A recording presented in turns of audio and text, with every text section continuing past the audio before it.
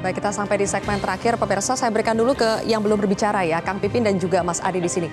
Kang Pipin, di tengah kita sedang proses mencari calon pimpinan KPK ya, ini adalah masa-masa penting. Kita dengar bahwa isunya adalah susah mencari calon pimpinan KPK. Angkanya itu sekarang sampai hari ini baru 69. Tapi di sisi lain kita juga melihat mantan ketua KPK, Pak Firly Bahuri yang statusnya sudah tersangka, itu asyik main bulu tangkis gitu ya. Jadi kalau situasinya seperti ini, apakah ini semakin menyurutkan orang-orang di luar sana yang mungkin sebetulnya berpotensi, tapi ketika melihat contoh-contohnya seperti ini, akhirnya akan susah kita semakin mendapatkan calon-calon pimpinan yang berintegritas, yang punya moral tinggi. Betul, betul. Saya kira bagi kita ya sebagai sebuah bangsa seharusnya peristiwa-peristiwa bersejarah ini harus menjadi refleksi pelajaran bagi kita. Jadi jangan sampai ini terulang. Jadi dan ini tentu tergantung standar moral kita. Apakah standar moral kita tinggi atau memang rata-rata? Apalagi yang kita bahaya ketika di bawah. Maka ketika kita berbicara etik, saya mohon maaf ya, Bang Ferry, saya setuju memang ada, misalnya secara pribadi ya, ini belum tataran partai, ada mahkamah etik ini. Kenapa? Sehingga nanti kita berbicara tentang etik ke depan tuh. Jadi tidak selalu berbicara yang terkait dengan pidana, tetapi etik ini menjadi standar kita. Sehingga bisa menjadi perbincangan. Selama ini tentu peradilan itu berbicara tentang kasus-kasus pidana. Nah ketika kita punya kasus kemarin, Mahkamah Konstitusi, bagaimana disitulah kita berbicara tentang mahkamah etik, pentingnya etik. Nah di sini tinggal apakah opini publik yang berkembang ini ditangkap nggak oleh para regulator, oleh pengambil kebijakan, bahwa ini penting. Kalau misalnya kita melupakan itu semua, maka nggak akan terjadi, Prof, mahkamah etik ini. Ini akan menjadi angin lalu, kita melupakan kasus itu, dan potensi terulang kembali di masa yang akan datang. Baik. Jadi bagi kita, semua peristiwa itu seharusnya memberikan pelajaran. Termasuk, saya kira, mohon maaf Mas Uki ya, ketika tadi Anda mengatakan bahwa proses ini, sistem kita bekerja. Dan jangan disalahkan prosesnya. Kalau kita sudah melihat rekam jejak seseorang itu, misalnya ada kasus-kasus yang membuat dia berpotensi melakukan pelanggaran, seharusnya di situ para lembaga yang menyeleksi itu sudah bisa menentukan bahwa sebaiknya ini jangan. Itu sudah ada alarmnya, ada warningnya di situ. Kalau itu terjadi, maka prosesnya itu kong kali kong sejak seleksi, pengawasan, ya, sehingga apa yang terjadi? Interlocking. Saling sandra di antara satu lembaga dengan lembaga yang lain. Saya katakan begini, salah satu refleksi ketika ini kan kasus ketua KPU terjadi sebelum proses pemilihan 2023, kemudian diputus sekarang. Kita tidak tahu, ini kan tidak terjadi dalam kondisi vacuum of power. Apa yang terjadi ketika kasus ini 2023, kemudian baru diselesaikan saat ini. Jadi memang kita memahami ketika kesalahan pribadi ini tidak bisa menjadi kesalahan lembaga. Baik.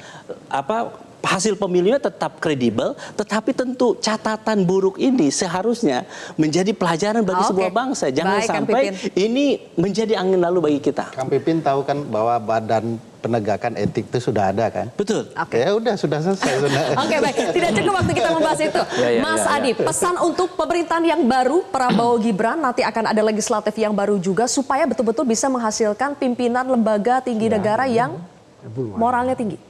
Saya kira dua hal. Pertama dari segi penyeleksian ya, tentu kawan-kawan DPR khususnya harus paham betul terkait dengan track record para calon komisioner ya, ataupun calon-calon nanti yang akan menjadi pejabat negara. Kalau perlu tracking sejak TK dia, apakah TK itu pernah nyolong mangga tetangga sebelah atau tidak, atau nyontek misalnya. Atau tidak. Kalau itu memang terjadi sekecil apapun, bagi saya itu perlu dianulir. Waktu SMP pernah jahil atau tidak, waktu SMA, waktu di pesantren, apakah dia pernah melakukan tindakan-tindakan yang sebenarnya dia tidak normal. Itu penting untuk tidak melahirkan apa yang terjadi kita diskusikan malam hari ini. Karena kalau kita case to case sebenarnya Sylvia, kasus KPU ini memang seakan-akan tak ada kaitannya dengan proses seleksi. Karena ini adalah sangat pribadional, ini asusila terkait dengan wanita itu tadi.